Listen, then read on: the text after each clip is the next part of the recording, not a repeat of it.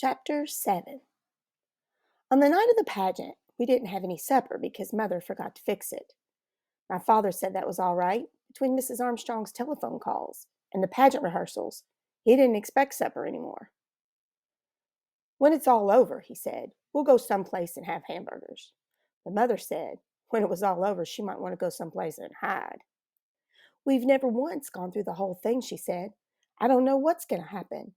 It may be the first Christmas pageant in history where Joseph and the wise men get in a fight and Mary runs away with the baby. She might be right, I thought. And I wondered what all of us in the angel choir ought to do in case that happened.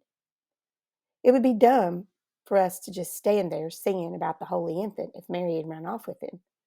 But nothing seemed very different at first. There was the usual big mess all over the place, baby angels getting poked in the eye by other baby angels' wings, and grumpy shepherds stumbling over their bathrobes. The spotlight swooped back and forth and up and down till it made you sick at your stomach to look at it. And, as usual, whoever was playing the piano pitched Away in the Manger so high we could hardly hear it, let alone sing it. My father says Away in the Manger always starts out sounding like a closet full of mice. But everything settled down, and at 7:30 the pageant began. While we sang Away in the Manger, the ushers lit candles all around the church, and the spotlight came out on to be the star. So you really had to know the words to Away in the Manger because you couldn't see anything, not even Alice Windlekin's Vaseline eyelids. After we sang 2 verses of O Little Town of Bethlehem, and then we were supposed to hum some more. O Little Town of Bethlehem, while Mary and Joseph came in from the side door. Only they didn't come right away, so we hummed and hummed and hummed, which is boring and also very hard, and before long it doesn't sound like any song at all, more like an old refrigerator. I knew something like this would happen, Alice Windlekin whispered to me. They didn't come at all. We won't have any Mary and Joseph, and now what are we supposed to do? I guess we would have gone on humming till we all turned blue, but we didn't have to. Ralph and Imogene were there all right. Only for once they didn't come through the door pushing each other out of the way. They just stood there for a minute as if they weren't sure they were in the right place. Because of the candles, I guess, and the church being full of people.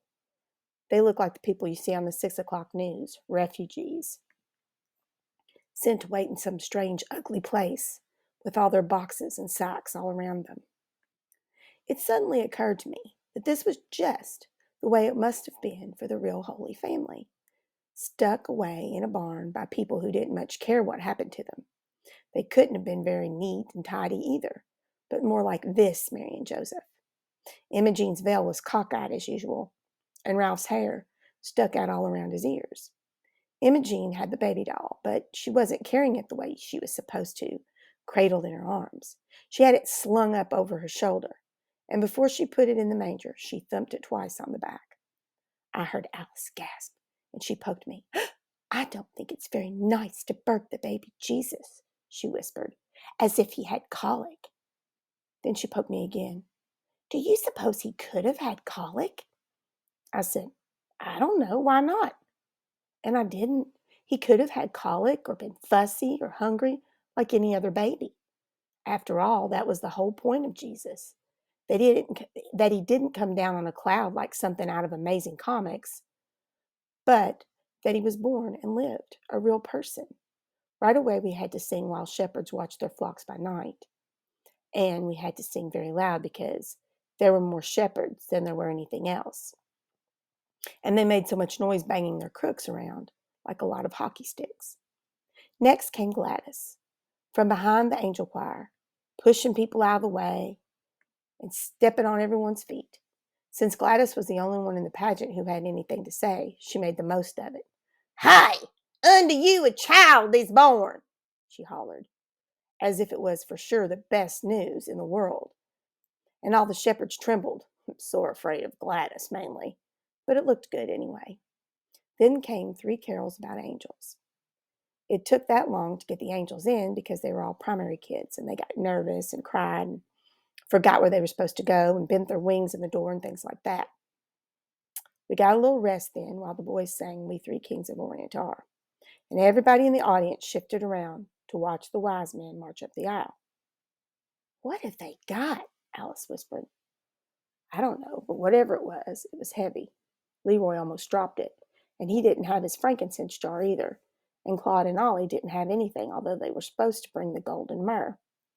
"I knew this would happen," Alice said for the second time. "I bet it's something awful." "Like what?" "Like a burnt offering.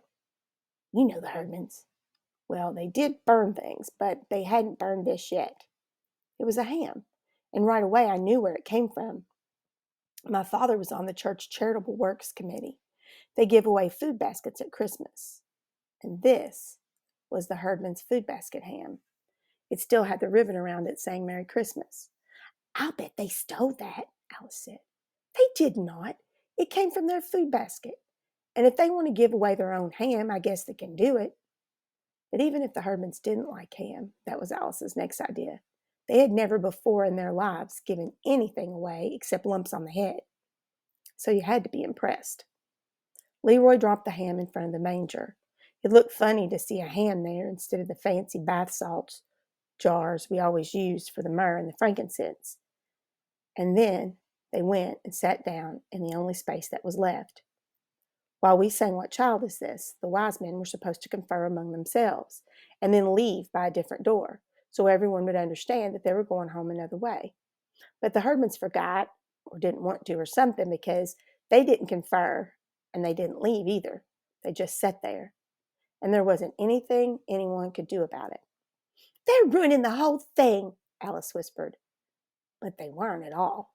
As a matter of fact, it made perfect sense for the wise man to sit down and rest, and I said so. They're supposed to have come a long way.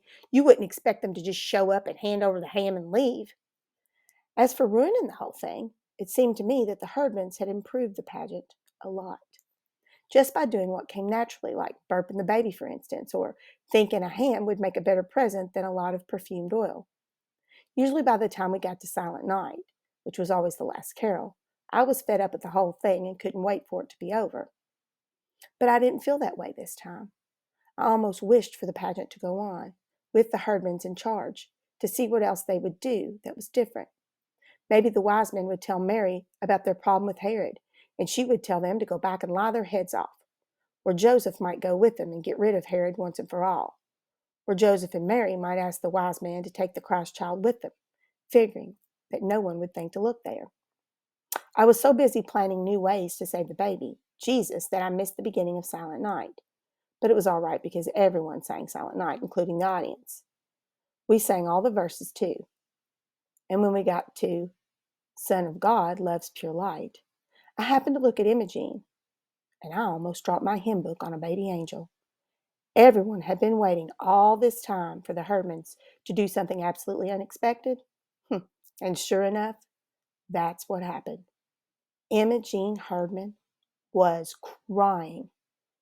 In the candlelight, her face was all shiny with tears, and she didn't even bother to wipe them away.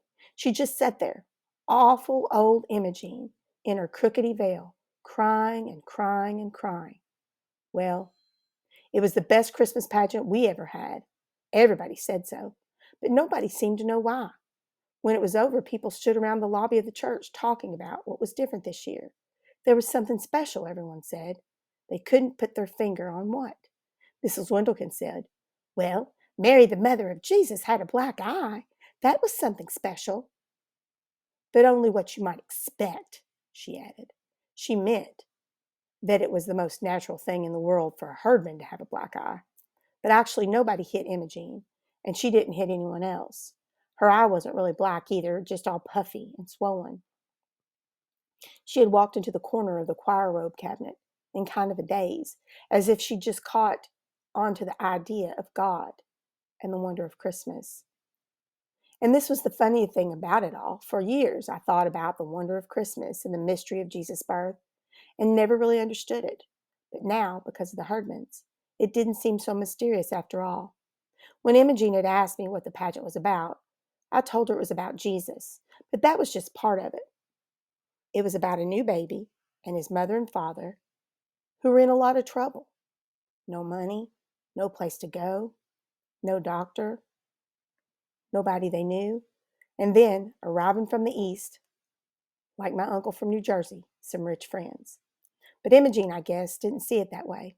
Christmas just came all over her all at once, like a case of the chills and fever, and so she was crying and walking into furniture. Afterward, there were candy canes and little tiny testaments for everyone, and a poinsettia plant for my mother from the whole Sunday school. We put the costumes away and folded up the collapsible manger. And just before we left, my father snuffed out the last of the tall white candles. I guess that's everything, he said, as we stood at the back of the church. All over now. It was quite a pageant. Then he looked at my mother. What's that you've got? It's the ham, she said. They wouldn't take it back. They wouldn't take any candy either, or any of the little Bibles. But Imogene did ask for a set of the Bible story pictures, and she took out the Mary picture and said it was exactly right, whatever that means. I think it meant that no matter how she herself was, Imogene liked the idea of the Mary in the picture, all pink and white and pure looking, as if she'd never washed the dishes or cooked supper or did anything at all except have Jesus on Christmas Eve. But as far as I'm concerned, Mary is always going to look a lot like Imogene Herdman, sort of nervous and bewildered, but ready to clobber anyone who laid a hand on her baby. And the wise men are always going to be Leroy and his brothers bearing ham. When we came out of the church that night, it was cold and clear, with crunchy snow underfoot and bright, bright stars overhead. And I thought about the angel of the Lord, Gladys, with her skinny legs and her dirty sneakers sticking out from underneath her robe, yelling at all of us everywhere. Hey, unto you a child is born.